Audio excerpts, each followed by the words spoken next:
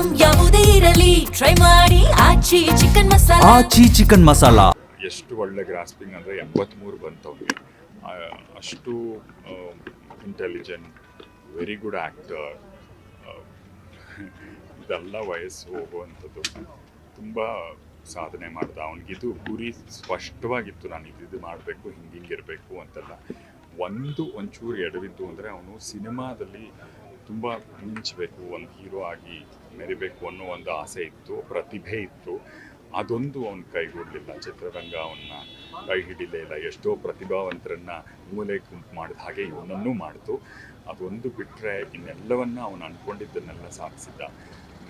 ಮುಂದಿಂದು ಗೊತ್ತಿಲ್ಲ. ಇತ್ತೀಚೆಗೆ ಅವನು ಅವನ ಹತ್ರ ಮಾತಾಡ ಆಲ್ಮೋಸ್ಟ್ 6-7 ತಿಂಗಳಾಗೋಗಿತ್ತು ನನಗೆ. ಅಲ್ಲಿವರೆಗೂ ಹಿ ವಾಸ್ ತುಂಬಾ ಚೆನ್ನಾಗಿದ್ದ. ಫಿಸಿಕಲಿ ಭಾಳ ಫಿಟ್ ಆಗಿದ್ದವನು.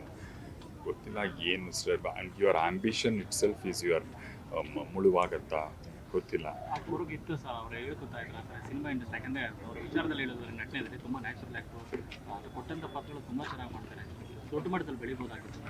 ಹೌದು, ಆಗಲಿಲ್ಲ. ಅದ್ರ ಬಗ್ಗೆ ಬೇಜಾರು ಇದ್ದೇ ಇರುತ್ತೆ. ನನ್ನ ಹತ್ರ ಯಾವತ್ತೂ ಹೇಳ್ಕೊಂಡಿಲ್ಲ, ಆಗಲಿಲ್ಲ ಅನ್ನೋದಿತ್ತು. ಬಟ್ ಒಳ್ಳೊಳ್ಳೆ ರೋಲ್ ಮಾಡಿದ್ದೀನಿ ಅನ್ನೋ ಖುಷಿನೂ ಅವನಿಗಿತ್ತು. It was a brilliant actor. ನಮ್ಮ ಚಿತ್ರರಂಗ ಗೊತ್ತಲ್ಲ, ಅವರು ಬೇಕಾದವ್ರನ್ನೇ ಆಯಿಸ್ಕೊಂಡು ಬೇಕಾದವ್ರನ್ನೇ ಮೆರೆಸ್ಕೊಂಡು, it's like that. So he is one of that prey ಅಷ್ಟೇ. ಬಟ್ ಅದಕ್ಕಾಗಿ ಅವನೇನು ತುಂಬ ಹೀ ಮೂವ್ಡ್ ಆನ್. ಸೀರಿಯಲ್ ಪ್ರೊಡಕ್ಷನ್ನು, ಸ್ಟುಡಿಯೋ ಪ್ರೊಡಕ್ಷನ್ ಮಾಡಿದ್ದು, ಹಿ ವಾಸ್ ಫೈನ್. ಆ ಥರದ್ದೆಲ್ಲ ಏನೂ ಇರಲಿಲ್ಲ. ಬಟ್ ಗೊತ್ತಿಲ್ಲ, ಪಾಪ ವಿದ್ಯಾ, ನಾವು ಹೆಂಡತಿ, ಮಕ್ಕಳು, ಅವ್ರಿಗೆ ದೊಡ್ಡ ಆಘಾತ. ಅದನ್ನು ಭರಿಸೋ ಶಕ್ತಿ ಅವ್ರಿಗೆ ಸಿಗಲಿ ಅಷ್ಟೇ.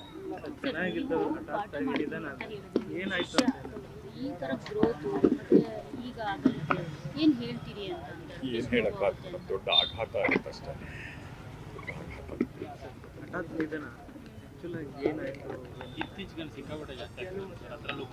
ಈ ಥರದ್ದು ಪ್ರೆಷರ್ಸ್ ಇದು ಎಲ್ಲರಿಗೂ, ಇವನು ನಿರ್ಮಾಪಕನಾಗಿ ಪ್ರೆಷರ್ಸ್ ಇರ್ಬೋದು, ಎಲ್ಲರಿಗೂ ಪ್ರೆಷರ್ಗಳು ವಿಪರೀತ ಆಗಿದೆ.